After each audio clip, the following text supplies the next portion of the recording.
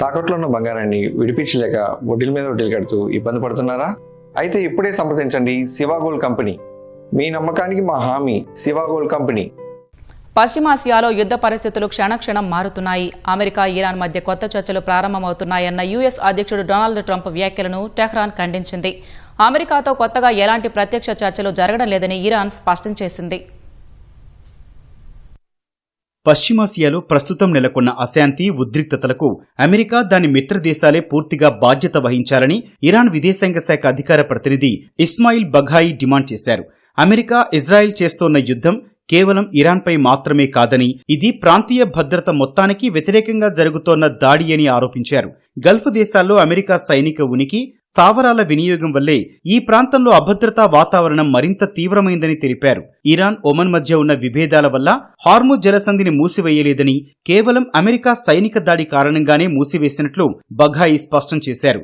జలసంధి ద్వారా తాత్కాలికంగా సురక్షిత నౌకాయాన మార్గాన్ని కేటాయించడంపై గత వారం రోజులుగా ఒమన్తో చర్చలు జరుపుతున్నామని, అందులో కొంత పురోగతి కూడా లభించిందని చెప్పారు. అయితే ఈ మార్గం పూర్తిగా పునరుద్ధరణ జరగాలంటే ఇరాన్పై అమెరికా దాడులాపటం అత్యంత ముఖ్యమని తేల్చి చెప్పారు. అటు ప్రస్తుత పరిస్థితుల్లో ఇతర దేశాలకు దౌత్య బృందాలను పంపే లేదా ఇతర దేశాల ప్రతినిధులకు ఆతిథ్యమిచ్చే ఆలోచన ఇరాన్కు లేదని బఘాయి స్పష్టం చేశారు.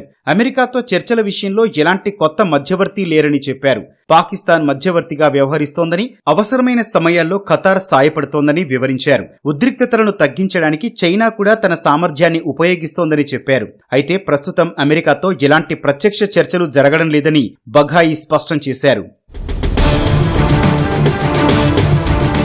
అటు అమెరికాకు చెందిన MQ-9 రీపర్ డ్రోన్ను ఐఆర్జీసీ కూల్చివేసింది. హార్ముజ్ జలసంధిపై ఎగురుతున్న డ్రోన్ను ఐఆర్జీసీ కూల్చివేసినట్లు ఇరాన్ ప్రభుత్వ మీడియా ప్రకటించింది.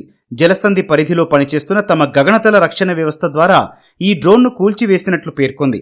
అమెరికా, ఇజ్రాయెల్ యుద్ధం ప్రారంభమైనప్పటి నుంచి ఇప్పటి వరకు 30కి పైగా అమెరికా రీపర్ డ్రోన్లను ఇరాన్ బలగాలు అడ్డుకోవడమో లేదా కూల్చివేయడమో చేశాయని ఇరాన్ సైనిక వర్గాలు వెల్లడించాయి.